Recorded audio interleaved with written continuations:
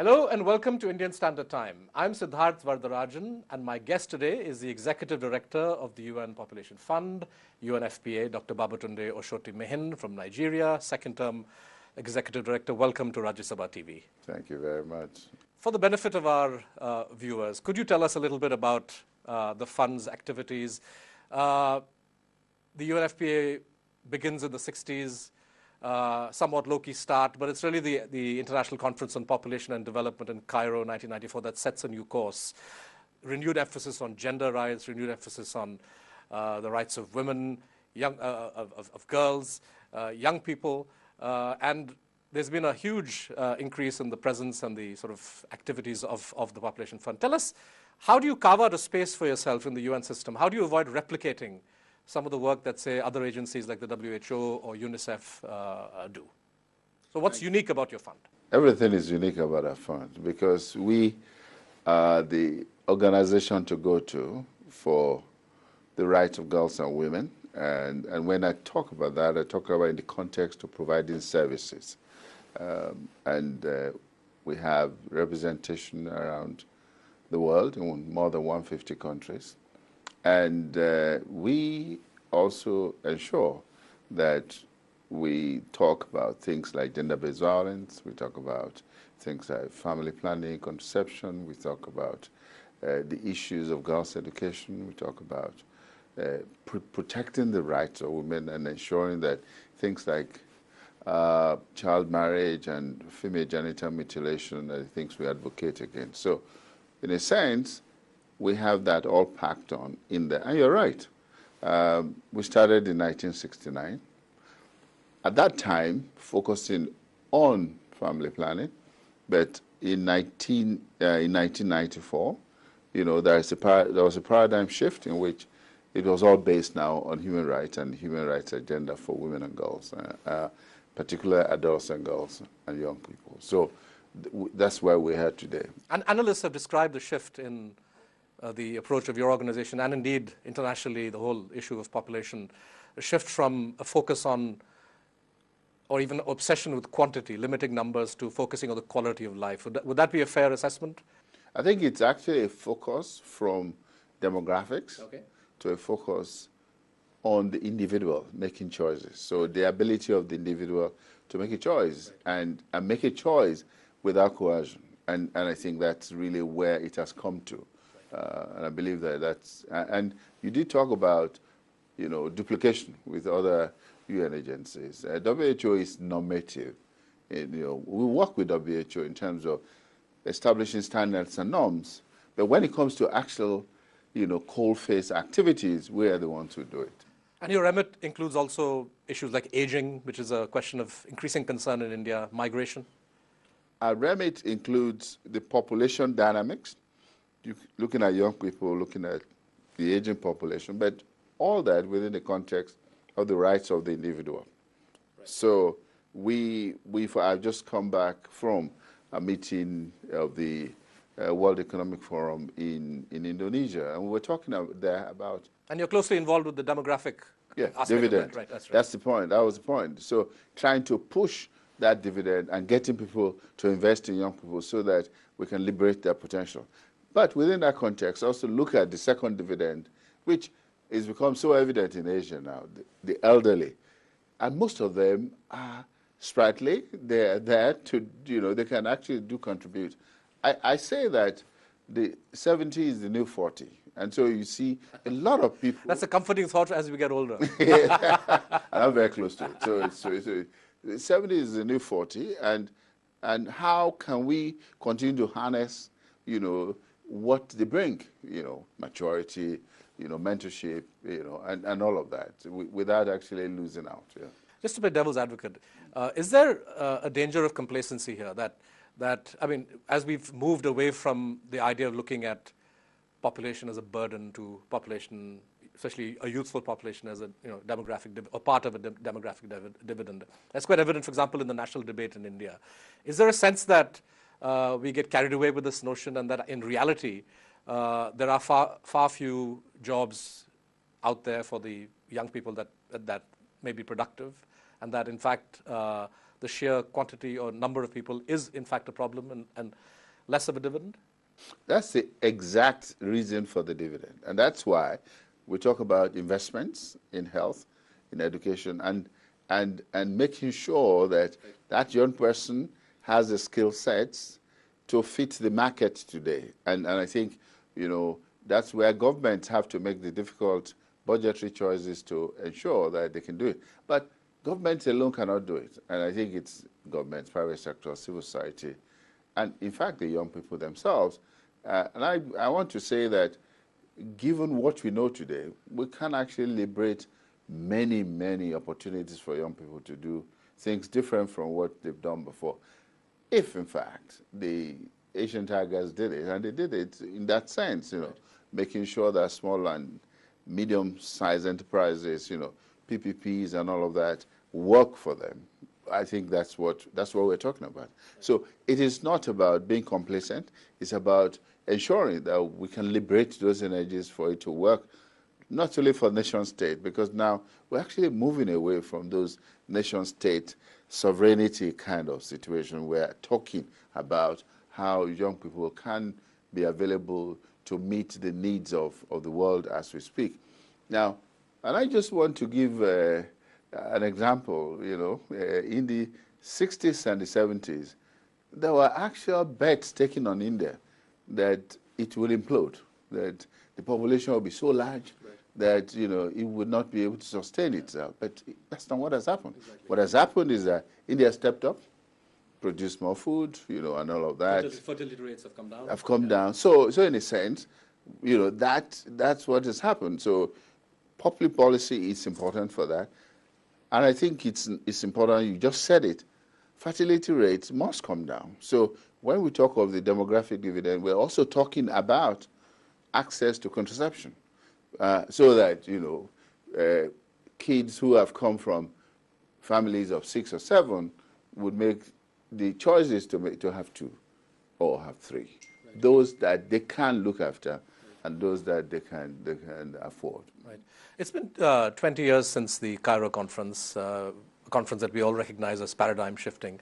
To what extent do you think what would you consider the main accomplishments of that landmark international conference on population and development? Has it really succeeded in changing the way governments around the world look at the rights of their people, at the whole question of population dynamics and demography, or is there still a huge battle to be fought? I think it has. It has moved considerably. I mean, of course, we still have a lot of grounds to cover. But you know, Sid, let me also say this. I don't want us to look at it in isolation. I think there are 3 conferences around the same period that complement each other.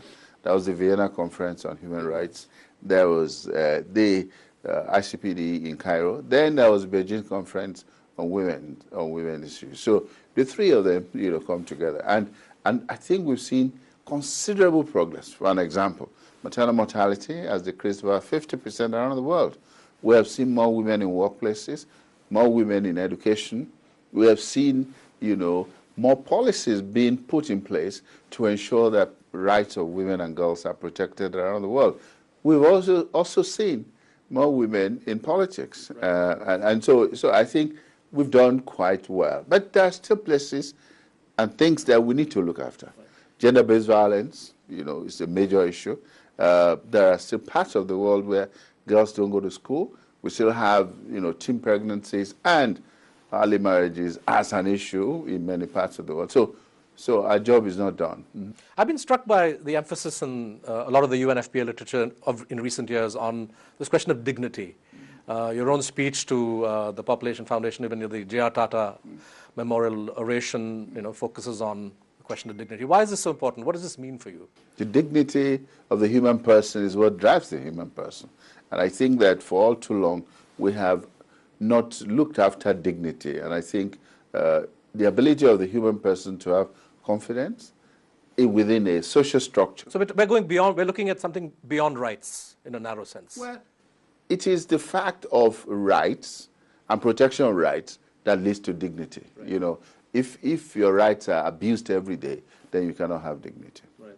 There's been some disappointment among people who work in this field that the Sustainable Development Goals don't seem to prioritize reproductive health, the rights of young people, to the extent to which they ought to. Given the fact that many countries have failed to meet the Millennium Development Goals targets for fundamental indicators like maternal mortality,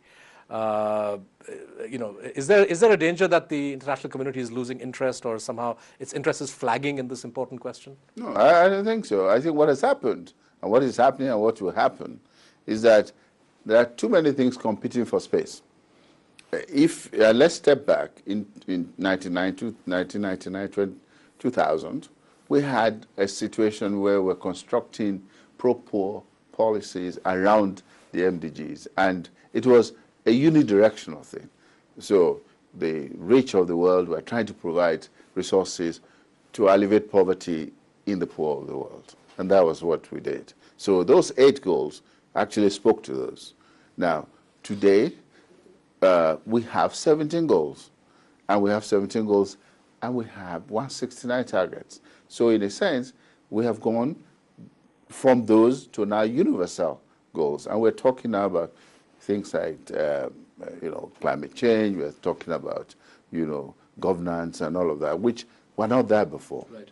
So the competition for space and the competition for prominence is actually something which we all have to fight for. But given the centrality but I think everybody within this frame actually accepts that we have not met the MDGs. And so there's a rollover of the MDGs and those that are unmet into this space. And I want to say that we have a mention within it of maternal mortality reduction. We have a mention within it of the rights of women and girls and the rights of young people. So it's there. Right. It's just that as we go forward, right, we have to work to ensure that we have indicators, right, that enable us to go on and continue to do what we are doing. Right. The current government in India has tried to make renewed emphasis on the rights of women and girls. The Prime Minister coined the slogan of "Beti Bachao, Desh Badhao," save your daughters. Essentially speaking out against infanticide and sex selection and this sort of very regressive practices. But maternal mortality continues to be a problem here, as in many countries. Now, as UNFPA, you obviously have an insight. You look at the experience and outcomes in many countries. We see that some countries that are poorer than others that still do better than richer countries.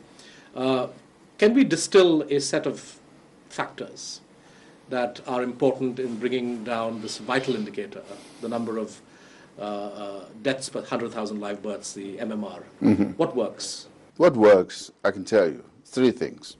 The first is human resources for health. We have to be close to where the pregnant women are. Right.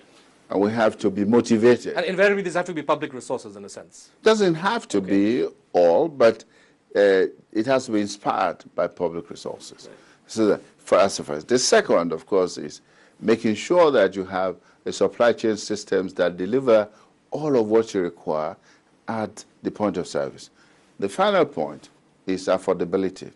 That is that every person who requires services will be able to go there without, thinking about how am I going to pay for it. If you have those 3, and you have accountability around them, because there has to be accountability, you actually do have a reduction in maternal mortality, because we know what to do when it does happen. Right. And I can think about several countries in the world that are really very poor that have put this into place, and they're making huge differences in the maternal mortality. So why, if the lessons are clear, why is this so difficult to replicate?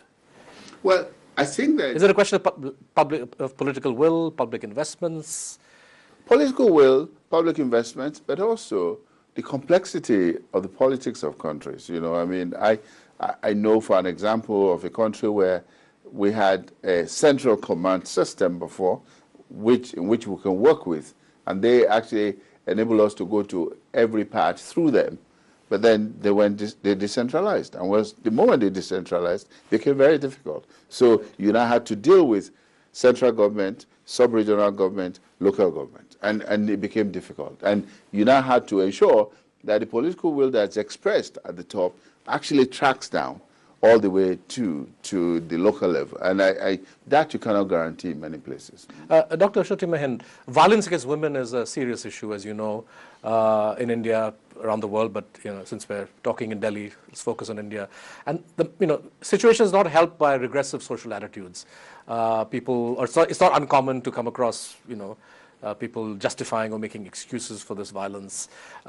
Recently, the UNFPA and perhaps your local office has been involved in providing support, I think, for the radio transmission of a very popular television program, Main Kuch Bhi Kar Sakti Hu, I Can Do Anything, a sort of woman-oriented program aimed at instilling sort of a more positive attitude towards gender rights. How important do you think this kind of communication for change can be in societies like India or other countries in the world, or education, entertainment? Is this something that you see as a potential tool for bringing about changes in societal attitudes? Yes, I totally believe that. But let me step back, because see, violence against women is rooted and framed within the way we value the status of our women, and I think it's not just in this country; it is also everywhere. And I've seen violence in various forms around the world. And let me say that I even frame it in a larger context than what we're talking about. So it's not just about the beat up or the rape and all of that. I think also actually our ability not to provide services for our women who are going to have children and who die in pregnancy is violence against them. They are giving away our daughters at the age of 10, right. At the age of 9 is violence against them. Right. The female genital mutilation that occurs is violence against them. The sex selection process is also violence against women. So I think we have to look at this in that larger context. But having said that, I'm happy and I applaud the process today that the international community and national systems have come to understand that gender parity is a must if we are going to if we are going to actually have inclusive growth around the world, and we're going to have social systems that respect the rights of everybody. And I think that's really why UNFPA works with everybody, including the Indian civil society organizations, to be able to push One of the obstacles that we encounter when we have discussions on this issue of violence against women, and I appreciate your point that violence is multifaceted, maybe sexual violence, but also not paying attention to issues like reproductive health, maternal mortality.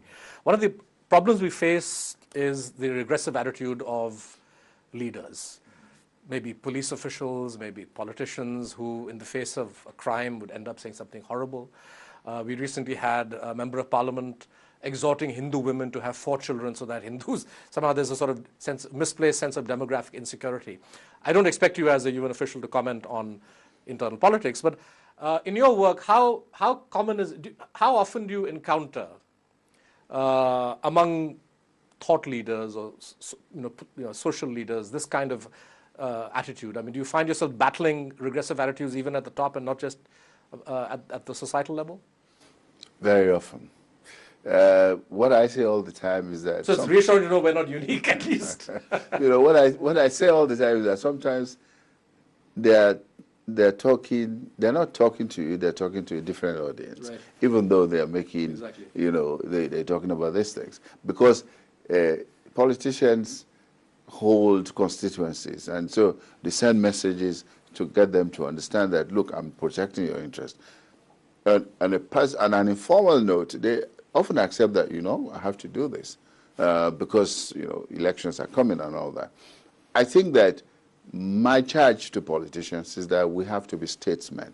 We have to go beyond that and look at, how do we build societies that are going to be resilient and that would respect the rights of each individual. Just to shift focus for a second elsewhere, conflicts such as what we see in Yemen now or Syria obviously pose a huge challenge for women, for issues of reproductive health, getting access to proper medical care when you're a displaced person or a refugee becomes problematic. How easy is it for UNFPA to operate in these kinds of crisis situations? Are you able to intervene and have an effective presence, or is it something that's very difficult to accomplish? Now, UNFPA has a unique role in those kinds of situations. Now, it goes back to what you talked about, the issues of dignity. Now, before, the humanitarian community did not place a lot of emphasis on this. But, every conflict has pregnant women. Every conflict has women and girls, in an insecure space. So we are the ones who step in to make sure that we look after pregnant women, their needs. We also ensure that what women need to keep sanitation, what they need to keep their dignity, right, we provide it. And then we also provide safe spaces for them so that they are not violated, in terms of the things. We know that in violence and in conflict, beyond that, in disaster situations, so right, you have a cyclone or tsunami, yeah, when that happens, gender-based violence goes up. And so we step in to make sure that we protect them.